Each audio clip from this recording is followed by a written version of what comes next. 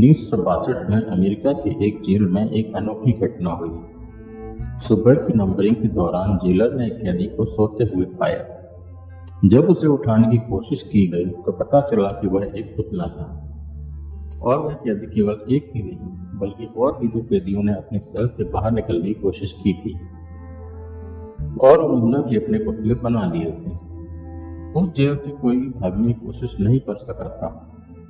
अनेक कोशिशें हुई लेकिन सब नाकाम हुई। एक सुनसान टापू पर बनी चारों तरफ से समुद्र से घिरी इस झील का इतिहास तब बदला जब 3 कैदी चौंकाने वाली तरकीबें लड़ाकर आखिरकार भागने में सफल हुए। जांच के बाद तीनों को मरा हुआ माना गया, लेकिन 50 साल बाद इनमें से एक व्यक्ति की मुद्दे के रूप में पाए जाने के पक्के सबूत मिलने के बाद जांच के खिलाफ सवाल उठे और खलबली मच गई। इसके पीछे छुपी रहस्यमय कहानी को जानने के लिए वीडियो को पूरा देखें। 1962 की यह घटना अल्काट्राज जेल के इतिहास में एक अद्वितीय पृष्ठ है। यह जेल सैन फ्रांसिस्को के निकट एक आइलैंड पर स्थित थी और इसे दुनिया की सबसे खतरनाक जेलों में से एक माना जाता था। यहाँ के कैदियों ने इसे अल्काट्राज जेल कहा, जिसका अर्थ नर्क जैसी जेल था। जैसा कि इसका नाम सुझाता है, इस जेल से बाहर निकलना एक अत्यधिक मुश्किल काम था। जेल एक चट्टान पर बनी थी और उसके आसपास केवल अथाह समुद्र था। इसके कारण कोई भी कैदी इससे भागने की कोशिश नहीं कर सकता था। यहाँ तक कि 31 बार कोशिशें की गई, लेकिन सभी नाकाम रही। कुछ को गोली मार दी गई थी, लेकिन फिर आया साल 1960 और एक नई योजना बनी। एक कैदी फ्रैंक मॉरिस के नेतृत्व में, जिसने 3 के अन्य कैदियों को भी इसमें शामिल किया। ये कैदी थे जॉन एंगलिन, क्लैरेंस एंगलिन और एलन वेस्ट। ये चारों कैदी एक दूसरे के पास ही रहते थे।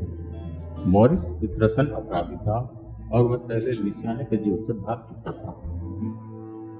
इस जेल यानी अल्काट्राज में पहले भी कुछ वक्त कैदी रह चुका था, इसलिए इस जेल की बनावट से काफी वाकिफ था। उसी ने बाकी तीनों को साथ लेकर भागने की साजिश का मास्टर प्लान तैयार किया। एंगलिन भाई बचपन से ही अच्छे तैराक थे और उन्हें अब तक नहीं पता था कि उनकी यही काबिलियत जेल से भागने में बड़ी मददगार साबित होने वाली थी। एंगलिन भाइयों ने नौजवानी से बैंक डकैती और लूट का धंधा शुरू किया था। बहुत से मामलों में जेल जाने और अटलांटा जेल से कई बार भागने की कोशिश करने के बाद दोनों को अल्काट्राज जेल में भेज दिया गया था। यहाँ मॉरिस से मिलकर वह भी पहले जेल से भागा था, इसलिए तीनों दोस्त हो गए। एलन इस ग्रुप में इसलिए शामिल हुआ क्योंकि उसे भी आजाद होना था, लेकिन उसके पास उतना हौसला, कुशलता और तरकीब नहीं थी। उसकी कोठरी क्योंकि पास ही थी, इसलिए उसे मॉरिस ने अपने साथ रखना ठीक समझा, वरना वह खतरा साबित हो सकता था। अब चारों ने मिलकर पूरी योजना तैयार कर ली थी और भागने की योजना पर काम शुरू होना था। अल्काट्राज में कैदियों से बेहद काम करवाया जाता था। सेना के लिए कपड़े, जूते और फर्नीचर बनाने जैसी कई काम कैदी करते थे। अल्काट्राज जेल जिस स्थान पर बनी थी वह पहले खान क्षेत्र था, जहाँ खनिजों का उत्खनन किया जाता था। यहाँ कैदियों को भी काम पर ले जाया जाता था। जेल के बाहर से यह एक मौका भी था जहां वे अपनी आवश्यकताओं को पूरा करने के लिए जा सकते थे, लेकिन उन्हें गार्ड्स का ध्यान भी रखना पड़ता था। किसी भी कैदी के संदिग्ध व्यवहार पर गार्ड्स को गोली चलाने का आदेश था, इसलिए जोखिम काफी अधिक था।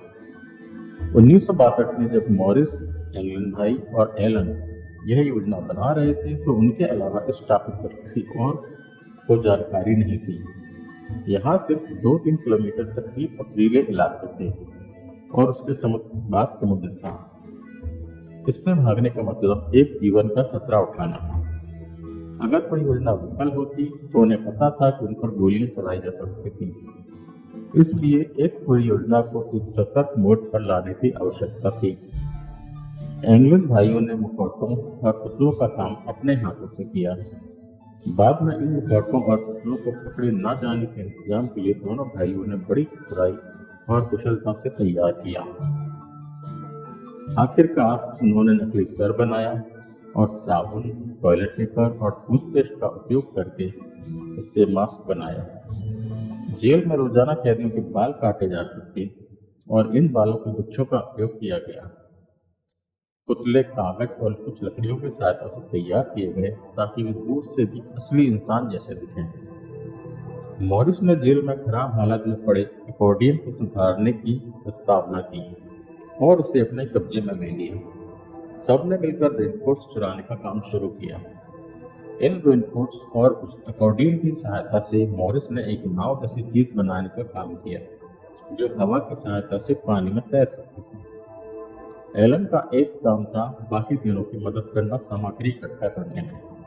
साथ ही जेल से चम्मचों और बटर नाइफ जैसे बर्तन भी चुराए जाते रहे जो भविष्य में काम आने वाले थे। जेल में पानी की सप्लाई के लिए पाइपों के जरिए समुद्र का खारा पानी बहता था।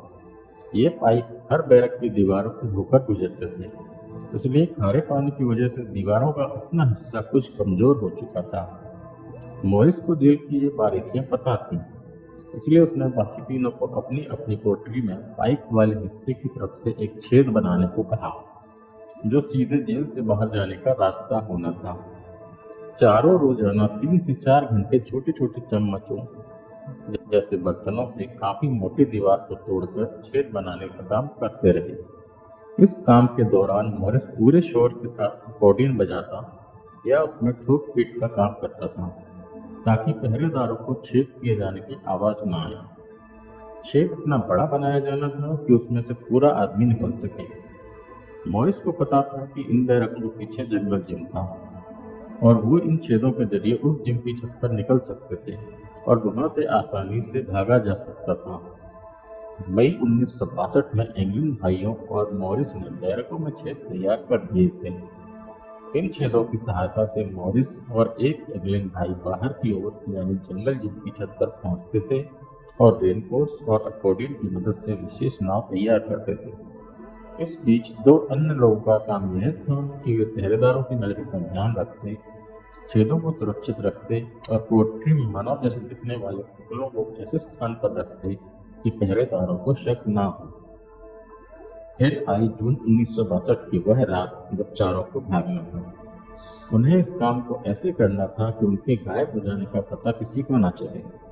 उन्होंने नकली सरों को बंधे पर रखा और रंग दिया ताकि लगे कि कोई इंसान सो रहा है। फिर एक रात सब अपने रास्ते चुनकर गायब हो गए। उस रात थोड़ी देर के लिए बिजली का फायदा भी चारों को मिला, लेकिन एक गड़बड़ की वजह से उनकी सांसें थोड़ी हल्की हो गई। चारों को अपनी कोठरियों के छेदों से बाहर निकलना था, लेकिन एलन अपनी कोठरी के छेद में अटक गया था क्योंकि उसने छेद का आकार का गलत अंदाजा लगा लिया था। तीनों आगे बढ़ रहे थे एलन को पीछे छोड़कर। उन्हें पता था कि जितना कम वजन नाव का होगा उतना ही अधिक फायदेमंद होगा। एलन के मन में एक बार ख्याल आया कि वह पहरेदार को बुला ले और तीनों को भागने से रोक ले, लेकिन फिर उसने अपना इरादा बदल दिया। रात के 11:30 बज चुके थे और तीनों जेल से भाग चुके थे। रात के अंधेरे पहरेदारों की नजरों से बचकर समुद्र में उतरने के बाद उन्होंने रात भर नाव चलाई। सुबह तक किसी पहरेदार या अफसर को उनके भागने की जानकारी नहीं मिली। जब सुबह एक गार्ड ने एलन को एक छेद में फंसे हुए देखा तो उसने तुरंत सायरन बजाकर सबको अलर्ट कर दिया। इसी तरह एलन को छेद से बाहर निकाल लिया गया और उसने जेल प्रशासन की सहायता करते हुए पूरी कहानी सुनाई। तत्काल तीनों भागे हुए कैदियों की खोज और पकड़ शुरू हो गई। जेल के आसपास और समुद्र में खोज के दौरान कुछ भी नहीं मिला। जेल के अफसरों को हैरानी इस बात की थी कि समुद्र के बेहद ठंडे पानी में कोई भी 20 मिनट से ज्यादा। अफसर यही भी मान रहे थे कि जो नाव बनाई गई थी वह ज्यादा देर समुद्र में तैर नहीं सकती थी। काफी वक्त तक तलाश चली, लेकिन पानी में या टापू के किनारों पर कहीं कोई सुराग नहीं मिला। फिर नॉर्वे के एक जहाज में गुजरते हुए खाड़ी में एक लाश देखी और एल्कट्राज जेल को सूचित किया गया क्योंकि इस लाश के बदन पर जेल के ही कपड़े नजर आ रहे थे। लेकिन जहाज रुककर इस लाश की शिनाख्त करना नामुमकिन था, इसलिए लाश किसकी थी यह सवाल ही रह गया। FBI के पास यह केस था। सालों तक छानबीन चलती रही। किसी भी आदमी की मदद के बगैर इतनी बड़ी साजिश कैसे बन सकती थी? 3 कैदियों का भागना और उन्हें समुद्र में बच निकलना। यह सवाल हमेशा एफबीआई के सामने था। कहाँ गए वो लोग? यह सवाल हमेशा खड़ा रहा। फाइनली 70 के दशक में 15 सालों की जांच के बाद एफबीआई ने इस मामले को बंद कर दिया, ये कहते हुए कि तीनों कैदी समुद्र में डूबकर मर गए। इसके बाद कई सालों तक कई लोगों ने इस मामले की जांच की। 2011 में नेशनल जियोग्राफिक चैनल ने इस पर डॉक्यूमेंट्री बनाई, जिसमें दावा किया गया कि 1962 में एक नाव पाई गई थी जिसमें से निशान मिले थे। यह दावा अकेला नहीं था। कई लोगों ने पुलिस को फोन करके दावा किया कि उन्होंने भागे हुए कैदियों में से किसी एक को देखा है। सालों तक इन सवालों का जवाब नहीं मिला और एफबीआई के निष्कर्ष को सही साबित मान लिया गया। फिर 2015 में एक डॉक्यूमेंट्री सामने आई जिसमें दावा किया गया कि तीनों भागने में कामयाब हुए थे और उन्होंने अपनी पूरी जिंदगी जी। इस दावे के बाद एफबीआई के साथ ही कई विभागों में खलबली मच गई। वास्तव में इस डॉक्यूमेंट्री में एल्काट्राज जेल से भागे 2 इंग्लैंड भाइयों के तीसरे भाई रॉबर्ट ने 2013 में मरते समय सच का खुलासा किया था। उसने बताया कि उसके दोनों भाई जिंदा थे और सालों से वह उनके संपर्क में था। वह अपने पिता की मौत पर मिलने भी आया था। फ्रैंक मॉरिस की कहानी भी ऐसी ही थी, लेकिन क्या रॉबर्ट का बयान ही वह सबूत था जिससे यह मान लिया जाता कि तीनों जिंदा रहे थे? इस दौरान कई तरह की अफवाहें और उड़ने लगी, तो एक चिट्ठी का खुलासा हुआ जो जेल से भागे जॉन एंगलिन ने अपने भाई रॉबर्ट को लिखी थी। इस चिट्ठी में जॉन ने कुछ जानकारियां दी थी, जैसे कि 1962 में वे तीनों एल्काट्राज जेल से भाग गए थे। तीनों समय समय पर एक दूसरे की खबर लेते रहे। जॉन ने बताया कि मॉरिस 2008 में मर गया और उसका भाई क्लैरेंस 2011 में। जॉन ने यह भी लिखा कि वह चिट्ठी लिखते समय 83 साल की उम्र में नॉर्थ डकोटा के मिनॉट इलाके में कैंसर से जूझ रहा था। इस खुलासे के बाद जांच शुरू हुई। फिंगरप्रिंट्स, हैंडराइटिंग और मिनॉट में जॉन का पता तलाशा गया। फिर लंबे समय तक चली जांच के बाद कहा गया कि कोई सबूत इतना पुख्ता नहीं मिला जिससे साबित हो सके कि यह चिट्ठी जॉन ने ही लिखी थी। सारी जांचों के बावजूद यह केस अब भी एक अनसुलझा रहस्य है। सच क्या था और क्या है, अब तक किसी को नहीं पता।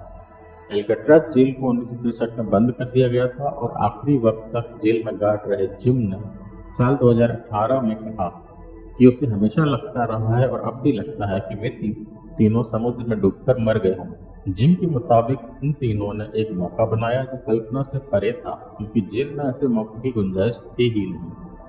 इसके बावजूद अब तक एक सवाल है जिसका जवाब किसी को नहीं पता। वो सवाल यह है कि अगर वो चिट्ठी जॉन ने नहीं लिखी थी तो किसने और क्यों लिखी थी, और वो चिट्ठी लिखने वाले ने इतनी जानकारियां चिट्ठी में कैसे दी। इसे किसी का मजाक या झूठ समझा जा सकता है। एफबीआई ने अपने सबूत यूएस मार्शल सर्विस को सौंपे, जिसकी जांच अभी भी चालू है, बिकॉज अभी भी एक एक्टिव वारंट है जो 2030 में समाप्त होगा, जब सभी लोग कम से कम 100 साल के हो जाएंगे।